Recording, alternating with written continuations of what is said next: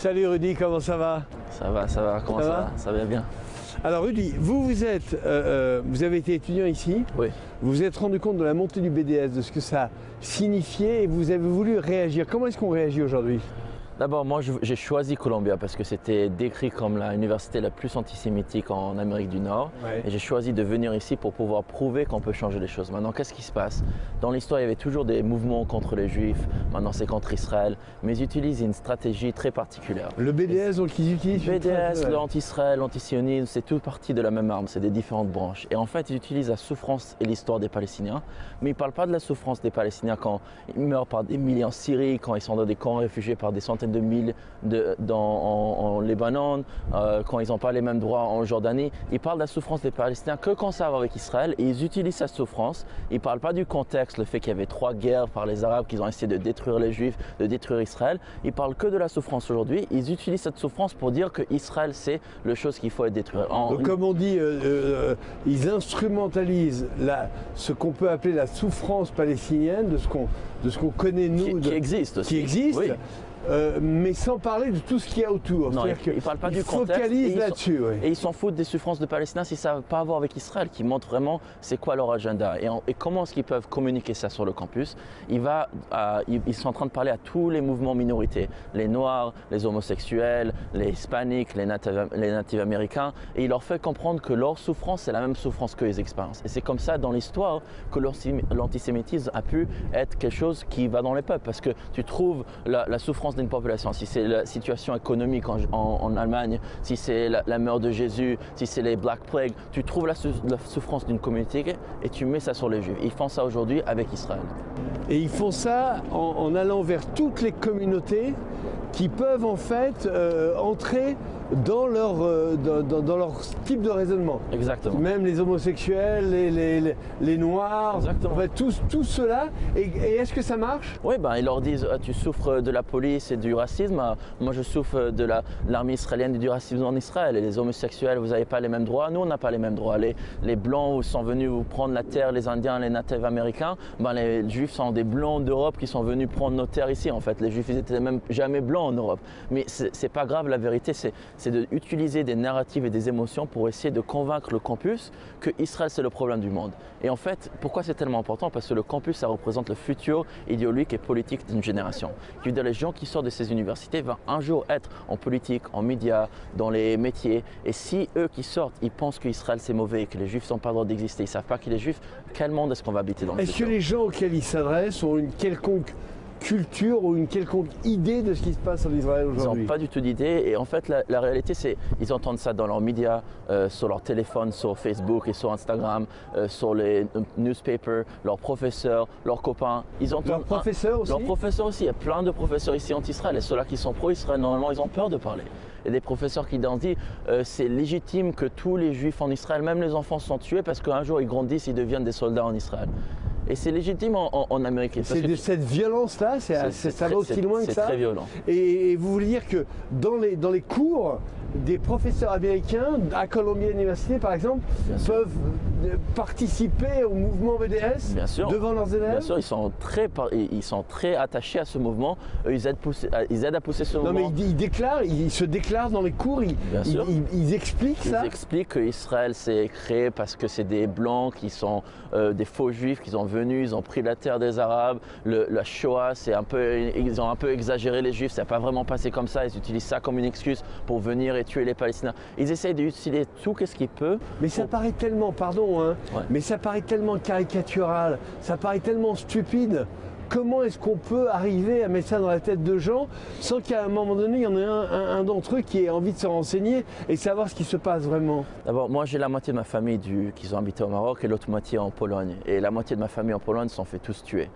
Okay. Bon, moi je regarde ce qui s'est passé à la Shoah et comment tout un continent a pu prendre les Juifs et les tuer. Je ne suis pas surpris que quand ça recommence. On ne peut pas être choqué comment est-ce que ça peut être. Mais ici aux États-Unis? Bien sûr ici aux États-Unis. Pourquoi est-ce qu'ici c'est différent qu'en Europe mais il y a quelques années? Mais ça a toujours été, semble-t-il, la terre. Vous savez ce qu'on disait? On disait les Juifs optimistes sont morts à Auschwitz, les Juifs pessimistes sont heureux aux États-Unis. Oui, parce qu'en fait, quand l'antisémitisme commence à grandir, il faut pouvoir le rabaisser. Parce qu'en fait, si les Juifs ne peuvent pas mettre leur futur dans leurs mains et pour battre pour leurs droits et peuvent communiquer leur message, faire comprendre le monde qui sont les Juifs, pourquoi l'antisémitisme c'est mauvais, eh ben, le monde ne fait rien. Regarde avec le mouvement des Noirs, pour exemple, en Amérique.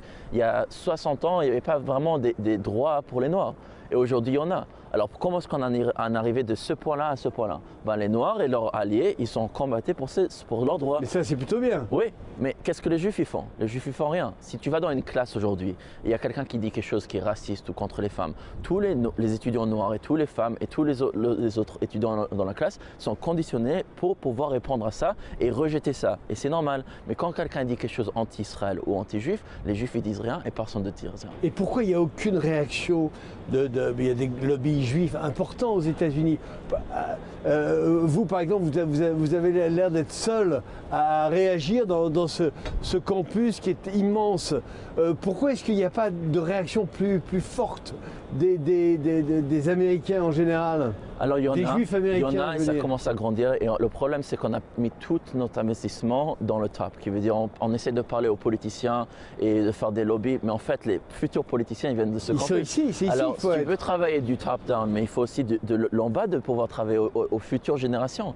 Maintenant, ça commence à changer. Les étudiants commencent à se lever et je suis venu à ce campus et j'ai créé un mouvement ici pour parler d'Israël qui n'est pas de gauche, qui n'est pas de droite, qui ne parle pas d'un État ou deux États. Ce n'est pas notre but de pousser des politiques sur un État démocratique. C'est notre but de pouvoir parler de l'histoire juive, d'en pouvoir donner le pouvoir aux étudiants juifs. Le but, c'est de dire voilà réellement ce qui se passe en Israël, Ouais. avec les qualités et des défauts de ce que peut être aujourd'hui un pays comme Israël. Voilà la relation qu'on a avec les Palestiniens. Et c'est ça dont il faut Même parler. quelque chose encore plus profond. Parce que la question sur le campus, c'est qui sont les Juifs et pourquoi est-ce qu'Israël a le droit d'exister? Et l'histoire d'Israël, c'est une histoire d'un peuple indigène qui vient de cette terre, qui sont fait sortir de cette terre par les Romains, qui étaient une force coloniale blanche d'Europe. On a toujours maintenu une présence constamment sur cette terre. Et après 2000 ans dans le diaspora, après tout ce qu'on a vécu, on a créé un mouvement de libération, de rentrer dans nos terres et d'avoir de l'autodétermination. Et ça, c'est une histoire que le campus peut comprendre. Parce que si tu parles que de l'histoire d'Israël, on a créé des technologies, on est Startup Nation, on est la seule démocratie dans cette région. Mais en fait, le Thaïlande, c'est une monarchie. Personne ne demande si Thaïlande a le droit d'exister ou pas. Alors on utilise des réponses qui ne répondent même pas à la question. Il faut parler à notre génération. La génération des jeunes, ils veulent entendre quelque chose qui est profond, qui a à voir avec la liberté, la justice. Et on a cette histoire. Il faut pouvoir utiliser notre histoire dans un langage qui communique avec notre audience. Quelles sont les actions au quotidien que vous menez ici pour éveiller la conscience de tous ces jeunes étudiants américains qui sont là et qui vont tranquillement prendre des cours alors qu'on essaie de leur mettre dans la tête des choses qui les poussent à la violence? Qu'est-ce que vous faites, vous? Alors quand on était à Columbia ici, qu'est-ce qu'on faisait? C'était trois choses. De donner du pouvoir aux Juifs et aux allies, qui veut dire on faisait des sessions de comment parler à la gauche, comment parler à la droite, comment comprendre le narratif de l'autre côté, comment pouvoir avoir des débats, des choses qu'en fait les institutions juives auraient dû nous apprendre. On aurait dû apprendre ça dans notre communauté juive, dans notre synagogue, avec nos parents, dans les écoles juives, dans les camps, même j'ai fait les EO en France, dans des choses comme ça. On aurait dû apprendre comment pouvoir... Vous l'avez jamais fait. Non, on a appris comment être des juifs en théorie, mais pas des juifs en pratique. Alors la première des choses, c'est donner du pouvoir aux futures générations juives et aussi les gens qui supportent les juifs, parce que c'était pas que les noirs qui sont Alors pas ça veut dire quoi, Audi? Donner le pouvoir, c'est quoi? Alors retrouver une forme de pouvoir. L'éducation, savoir comment parler, savoir comment faire des débats, savoir comment créer des coalisations, savoir comment de comprendre les mouvements des autres pour pouvoir relier ton message. Toutes des choses quand vraiment c'est des choses de basiques qu'on aurait dû apprendre en tant que juifs, mais les juifs ils viennent dans ce campus, ils savent rien. Et même s'ils savent leur histoire, ils savent pas comment communiquer leur histoire. Parce qu'il y a sur le campus, d'après ce que j'ai compris, il y a aussi des mouvements juifs qui sont anti-sionistes. Oui. Anti-Israël, anti-juif, anti-truc, toujours dans l'histoire. C'est qui ces mouvements juifs qui passent? C'est qui sont ces gens? En fait, c'est pas vraiment des leaders, ils suivent le mouvement entre-Israël qui est dans le mouvement des Palestiniens sur le campus qui sont entre Israël et ils disent qu'est-ce qu'ils veulent qu'ils disent. Mais dans toute l'histoire, il y avait toujours des juifs comme ça. Mais moi, je vois ça d'un côté que c'est des juifs qui ont tellement mal de la souffrance qu'on a passée pendant des générations, qu'il y a un terme en psychologie que s'il y a un mari qui est abusif avec une femme, il y a des femmes, pas normalement, qui disent « ouais, c'est normal » ou « il ne voulait même pas faire ça » ou même « c'est ma faute qu'il a fait ça ». Ben, c'est la même chose avec ces groupes de juifs, qu'ils voient une force qui veut leur faire du mal et au lieu d'être fort et de se lever et de pouvoir parler, ils se baissent la tête, ils disent ok, ouais, c'est ma faute, c'est ma faute. Et il y a plein de juifs qui sont pro-Israël qui disent ouais, c'est des traîtres et tout ça, mais moi je vois leur conclusion de quelque part qu'ils ont mal et nous il faut qu'on les aide. À la fin de la journée, c'est toujours notre famille. Alors maintenant parlons des actions précises que vous menez sur les campus. Ok, alors autre que donner le pouvoir aux étudiants, les éduquer, les apprendre comment expliquer sur Israël, de comment faire des débats, de comment parler à Israël à la gauche et à la droite, il y a un autre truc qu'on est responsable sur ce campus, c'est de dire l'histoire d'Israël. Tu ne voulais pas entendre les droits les Noirs, les gens qui sont anti-noirs, tu ne voudrais pas entendre les droits des femmes, de gens qui sont anti-femmes. Alors pourquoi est-ce que le campus, ils écoutent sur les droits des juifs et les droits d'Israël, sur des gens qui sont anti-juifs et anti-Israël? Alors c'est nous qui devons gérer la conversation. Comme je t'ai dit, il faut pouvoir donner le narratif d'Israël dans un langage qui convainc le campus. Alors je te donne un exemple d'un événement qu'on a fait. On a fait un événement qui s'appelle Indigenous Unite, les peuples indigènes unis. Alors on a amené un Indien, un Native American, un Tibetan, un Yazidi, un Kurd et un Juif, tous sur un panel pour dire et expliquer leur histoire, leur relation avec Inter. Mais la seule différence de toutes ces histoires, ils avaient la même histoire, la même souffrance, mais les aspirations, c'est différent. Les Juifs ont pu rentrer dans leur terre, réclamer leur terre, sortir les Anglais et pouvoir avoir la libération. Et quand tu parles d'Israël dans ce langage, tu peux donner un narratif qui change la façon que les campus y voient. Alors ça, c'est la deuxième chose. La troisième chose, c'est protéger. Qui veut dire c'est notre responsabilité de trouver l'antisémitisme, si ça va de la gauche ou de la droite, et pouvoir montrer au campus d'exposer ça comme quelque chose de mauvais. C'est nous qui devrions montrer aux étudiants, ils ne savent pas qu'est-ce qui est bien ou pas bien. Parce qu'à la fin de la journée, tout le monde pense qu'ils font la bonne chose. Même les gens qui font les mauvaises choses. Ils sont dans un monde qui pense qu'ils font la bonne chose. Ils pensent qu'ils sont en fait dans la bonne façon de réagir contre une oppression. Ils pensent qu'ils aident vraiment les Palestiniens. On va aller rejoindre quelqu'un qui nous attend et que je voudrais te présenter. Allez. On y va.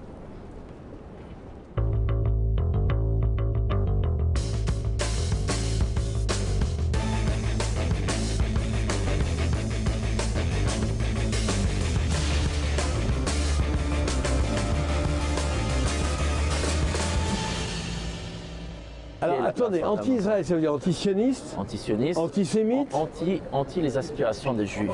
Parce que si tu aimes les Juifs, mais tu aimes que quand ils sont en bas, ils sont discriminés, ils ne sont pas dans leur pays, ils ne sont pas forts, tu n'aimes pas vraiment les Juifs.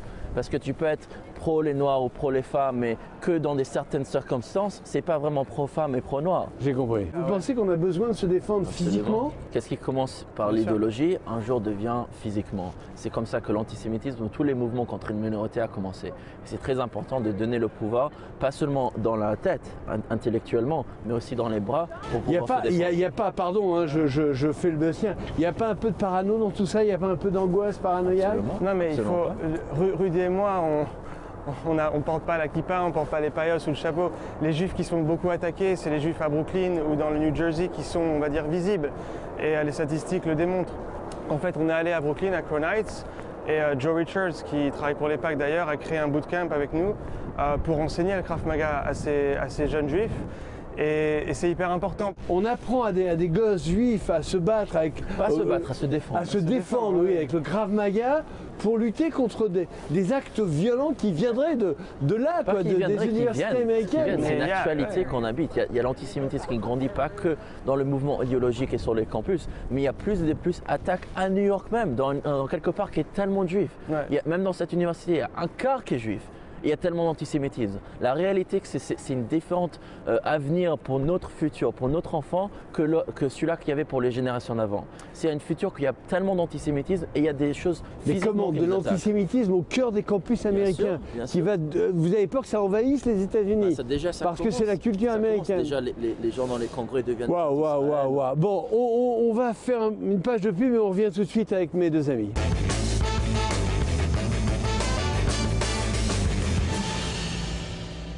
Je suis ahuri parce que, encore une fois, pour moi, l'endroit, peut-être après Israël, où les Juifs dans le monde étaient le plus tranquille et le plus respecté, pour moi, c'était non seulement l'Amérique, mais encore plus au cœur des campus américains. Oui.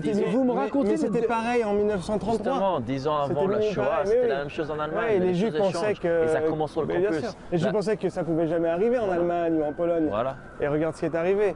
Donc, il faut apprendre de l'histoire. Ouais, et il faut arrêter de croire qu'on est safe, à part en Israël peut-être.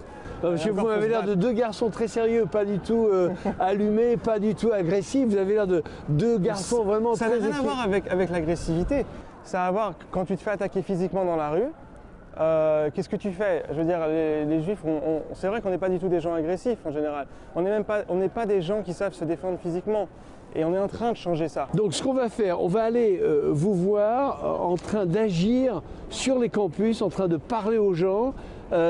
C'est une vidéo qui est assez impressionnante. Voilà, on voit cette vidéo et on revient tout de suite. Ils assassinent et ils tuent. Nous ne sommes pas frères. Je n'appartiens pas au peuple d'Israël. Non, parce que vous êtes désolidarisés de la voix d'Israël. D'accord, mais vous ne savez même pas ce que je pense. Tu viens de là-bas et tu portes ça. Tu es un raciste et un terroriste. Vous refusez de m'adresser la parole. Vous ne connaissez même pas mon avis sur la question. Vous me collez une étiquette de raciste parce qu'en fait, vous n'avez rien à dire. Mais vous êtes à une conférence de l'IPAC. J'assiste à une conférence où l'on entend des idées que j'approuve et d'autres que je désapprouve. Je suis ici pour apprendre et engager le dialogue avec les gens. Et vous voyez, dès qu'une personne essaie de discuter avec moi, vous voulez l'en dissuader. Hey Hans, ce gars a fait de longues études et est plus intelligent que moi.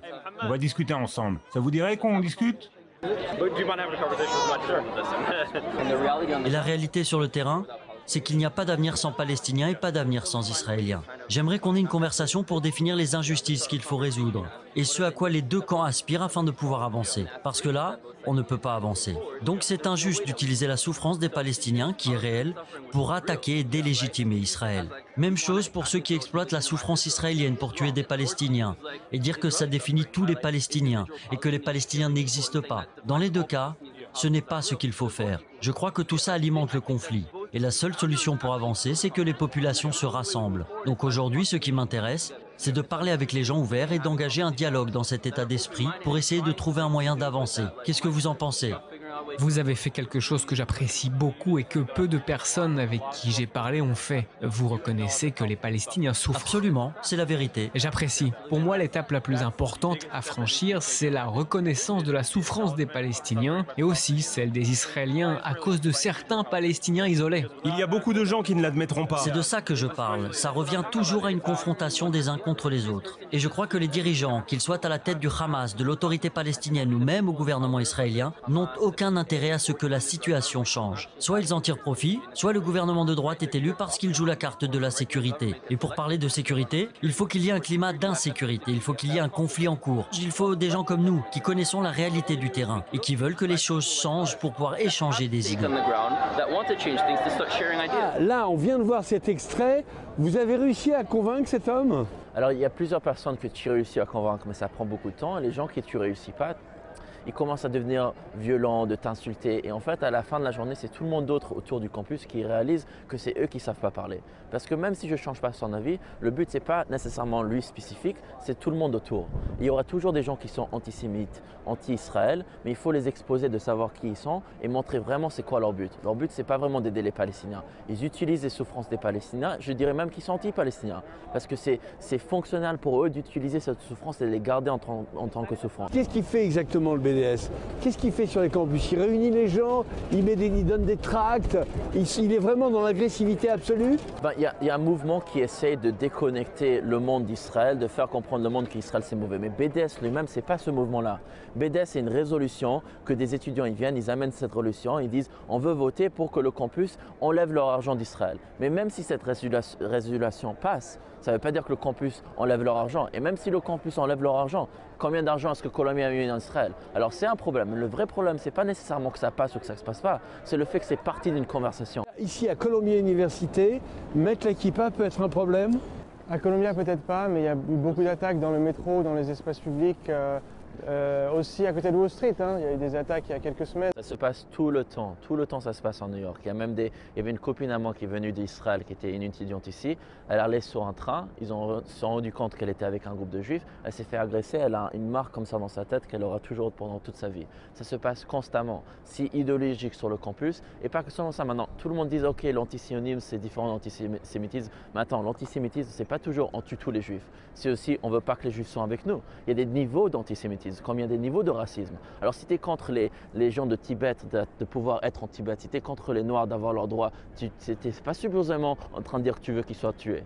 Alors si tu es contre les Juifs qui ont le droit d'habiter dans leur terre, d'avoir l'autodétermination eux-mêmes, c'est aussi antisémitique. Il faut réaliser quelque chose. La situation devient de pire en pire en pire. Il y a plus de lois qui sont contre BDS, mais la situation ne change rien. Et les futurs gens qui vont être dans la politique, ils sortent des universités, ils comprennent que Israël c'est mauvais. Alors si BDS passe ou pas, c'est pas le but. Oui, mais alors, si le BDS, but c'est pas de détruire BDS, parce que BDS c'est un mouvement idéologique. C'est pas BDS en réalité, c'est qu'une pétition. Alors même si tu dis que la pétition va pas être passée, ça va être illégal, ça change pas la conversation. Alors c'est quoi l'action qu'il faut mener? C'est changer la culture populaire de la prochaine génération. Et c'est ça leur but. Et nous, on est tellement, ok, on veut pas que la BDS passe, on veut que ça soit illégal, mais à la fin de la journée, ils apprennent toujours qu'Israël c'est mauvais. C'est ça le problème, c'est un mouvement idéologique qui essaie de changer la prochaine génération, qui vont un jour être en politique. Est-ce que ça vient de l'islamisme radical, de mouvement d'islam radical? L'antisémitisme, ça vient de tous les côtés. L'extrême droite voit les juifs comme les communistes et l'extrême gauche voit les juifs comme les capitalistes. Ça existe de partout. Mais c'est notre métier à pouvoir expliquer notre histoire et pouvoir montrer que l'antisémitisme c'est mauvais dans toutes les formes qu'il existe. Voilà, écoutez, voilà, on a fini. Merci, c'était... J'ai appris beaucoup de choses que je ne savais pas du tout. Je suis absolument catastrophé pour ne rien vous cacher. Je vous souhaite toute la force et l'énergie dont vous allez avoir besoin pour, dans les années à venir, juguler ces mouvements qui sont vraiment des mouvements qui apportent que de la haine. Merci à vous. À dimanche, nous on va retourner, on va aller voir un peu les étudiants, on va aller voir là-bas.